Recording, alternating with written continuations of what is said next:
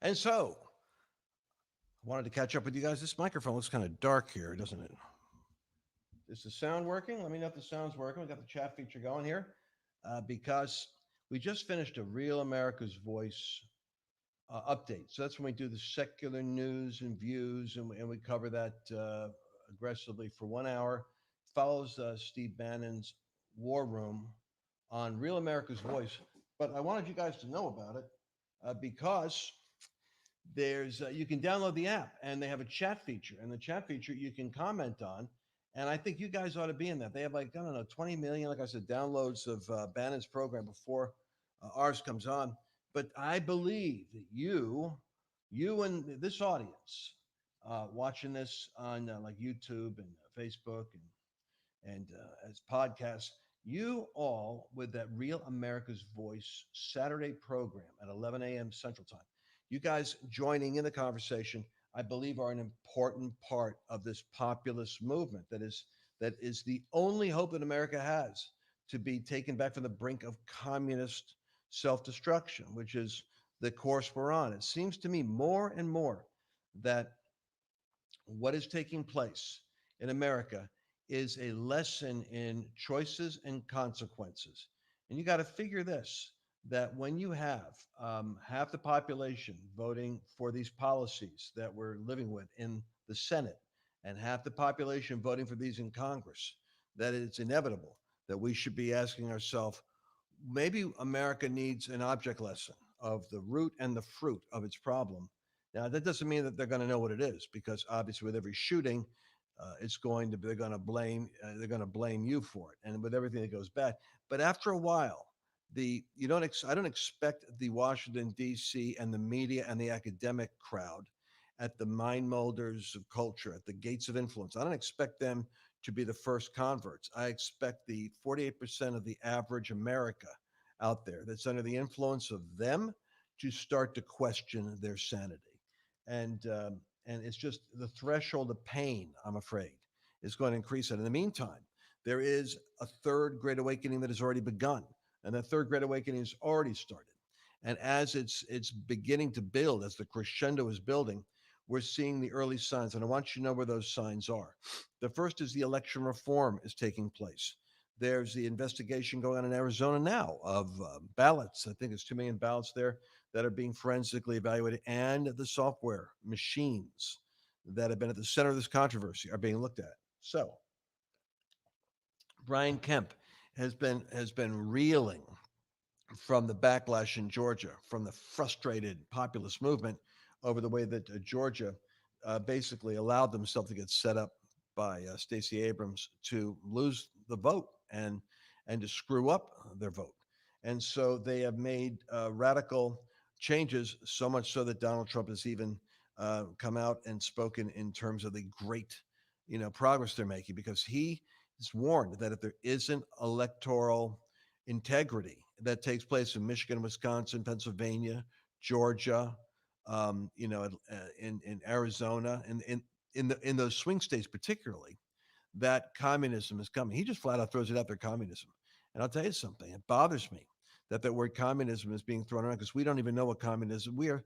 It's almost like when you've lived in plenty and then you have nothing. You don't know what nothing is like until you experience it. And when you live with the freedom that we have to suddenly have all your choices taken from you, to have everything you own taken from you, and to look to the government and have the government and the fear of the government ruling you, and then you're replacing your religion, faith towards God, with faith towards government. Do you know that in China, every corporation has to have in its mission statement, every corporation must have "for the glory of China"? Imagine all that Trump wanted to do was make America great again. If he had said every corporation has to exist for the glory of the United States, half the country would have, been manifested, Tourette's syndrome at that point. But we're up against a country like China, which is 2.5 times larger than us, 3 times larger than us, and they're doing it for the glory of China, and we seem to be bent on self-destruction.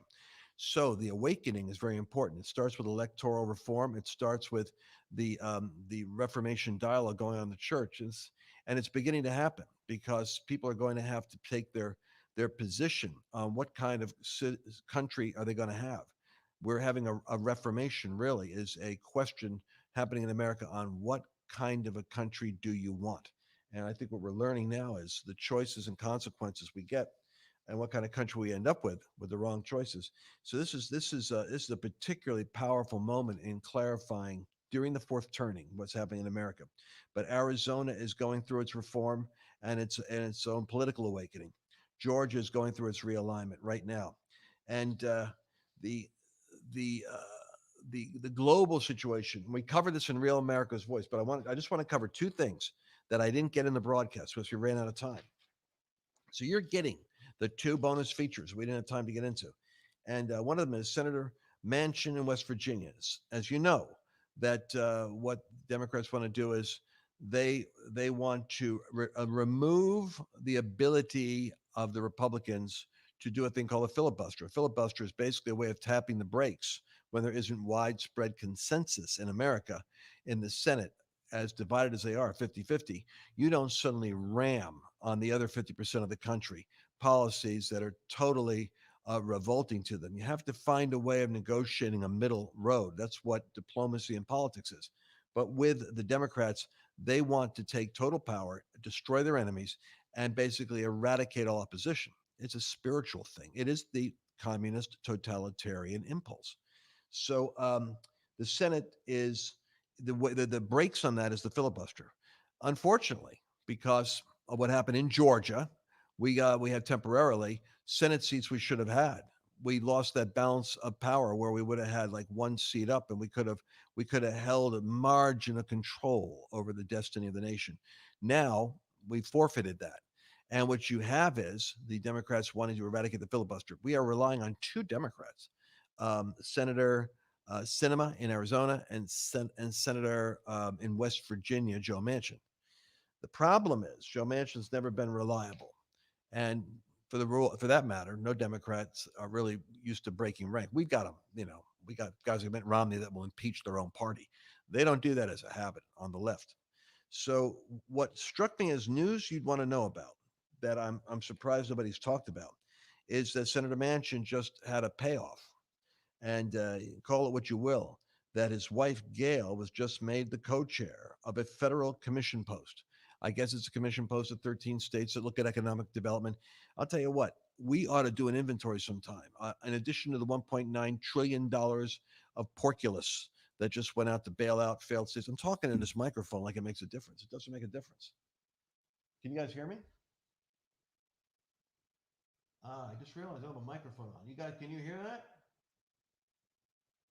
Are you able to hear me? How's the sound coming through? I'm not wearing a microphone. Just realized it. Oh man, I'm doing a broadcast without a microphone. How's it sound? Does it sound okay? Well, you must be hearing it. Barely, barely. Oh shoot, you're saying barely. That's no good. Oh man, it's good. Someone says it's good. Should I talk loud? Is it louder when I talk this way? Or is it louder when I talk this way? Say, text in the comments, text one if this is good, and two if this is good. Or maybe I've got the microphone on the table. All right, give me a one or a two. I'm looking to see what you guys send. Can't believe what. I gotta get help. We need a Dallas volunteer. We have Dallas volunteers that are willing to volunteer. Here's a microphone connected to nothing. All right, what do I see? Do I have a one and a two? Yes, I hear. It's bad. A two. Two. Two. Is this better? Are you saying this is better? Is this better? Maybe this is working. Is this working? How's that doing? Is it still good? If I take this out, does it make it any better? Okay. Just a little low. Just a little low. All right. So, how's that? Is that okay? Okay. Number two is better. Well, I'm so relieved to hear that. Okay. Well, then good. I'll keep talking into this. Put my glasses on. Glad I didn't get rid of this. Thank you for helping me out. What people are saying 333.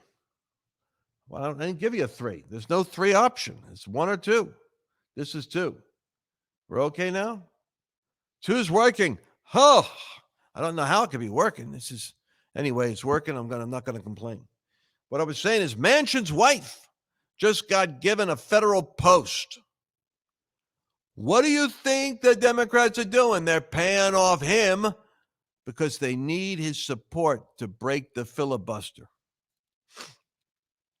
Filibuster is a simple method of debating and stalling passage of legislation that's so controversial that half the country doesn't want it, that the members of the minority in the Senate don't want it, especially when it's 50-50.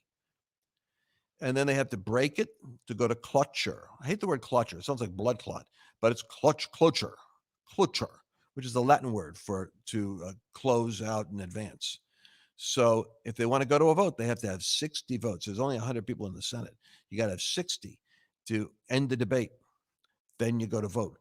So you see, you got to persuade at least over half of the Senate to end the debate. But if they can ramrod past that filibuster, they could just go straight to a vote. That's what they want to do. They just want to go to a vote because they got Kamala Harris for that tie-breaking vote. And these guys, they're like that. All they care about is power. They don't care about running over. I mean, it's just like people that run over their mother-in-law in the driveway and think it's a speed bump. Forget it. We'll just keep moving. All right, so you guys can hear me? Yes, too? I'm so relieved that it's better. I'm so happy that this. Hello? Okay, this is working. So Manchin's wife, I think he's getting the payoff. No news is covering it, but I think the Democrats are giving a payoff because they want his vote. So, hey, look, we're doing a favor for you, Joe. All right. The other thing is Romney. Weasel. Romney, he gets an award from Democrat consultants. Can you believe this? This is David Axelrod, Eric Holter. This is like, I don't know, the Obama team gives a Courage Award. And what's the Courage Award? It's to the Republican that has the most courage to support the Democrats, I guess.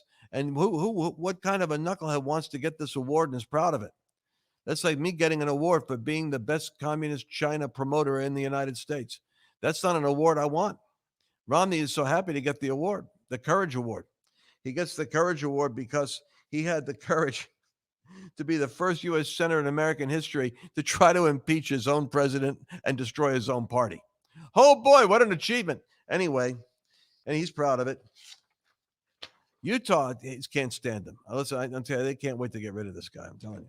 Anyway, he's done more damage to the credibility of Mormons. Remember, this guy ran for president. Can you believe we were trying to get him elected? We were trying to get McCain elected. We are so smarter now than we've ever been. Can you imagine a McCain or a Romney running? McCain was half the reason the Russia thing happened because he was helping to get the dossier into the into Clapper's hands, into Comey's hands, and then Clapper was waiting for Comey to get it into the president's hands so that he could be able to go on CNN and announce this whole thing needs to be exposed. By the way, the president says he's fed up. Where's Durham?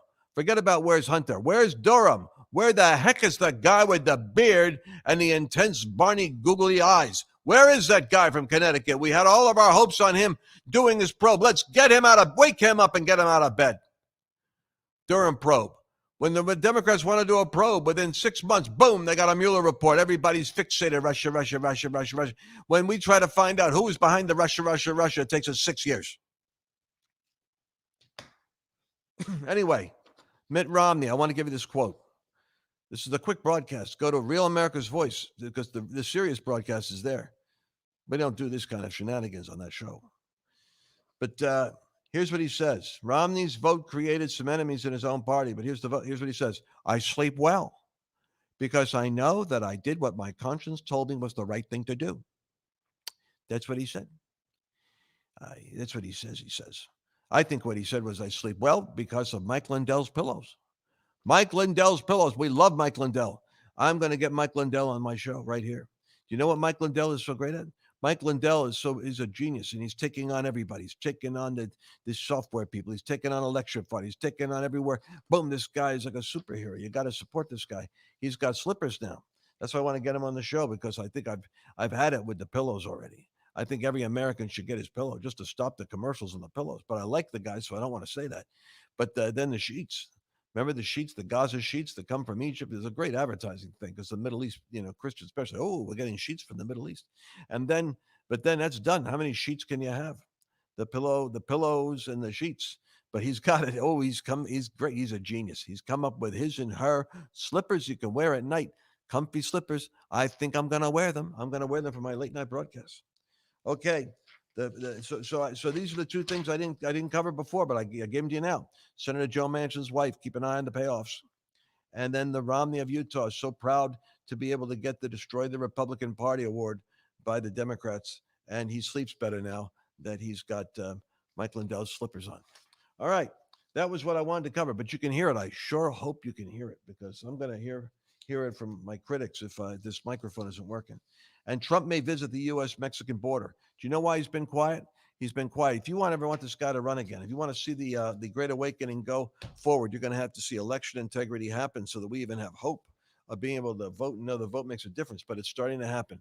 But the other thing that's starting to happen is America's starting to, the Biden presidency is getting exposed. And people got, you see the notes, they have notes of him, the photograph of him at the press conference with it. It's hilarious. He's got a diagram. I kid you not. It's a picture. It's like an alumni book.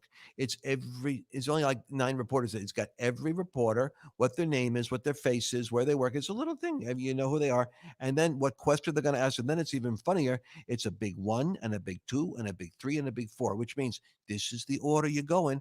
And then it's a little notebook. And here's the answers to the questions. You know the questions they're going to ask. Here's the answers. Try not to mess it up.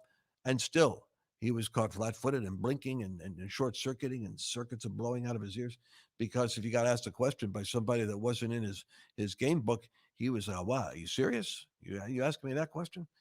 It was quite amazing. And then you watch if you can see the if you can track like the response of people like Rasmussen polls, and they have these polls, and it's like, what do the independents think? What do the Democrats think? What do the Republicans? You should watch how the nosedive happens because Americans, especially Republicans and conservatives, we're just not fighters like the left. The left wakes up angry. They're pissed off progressives. That's pop culture. Pissed off progressives, but they're mad every day. They get up. They're resenting somebody for something they don't know what it was, but they know somebody ripped them off and they're guilty of something.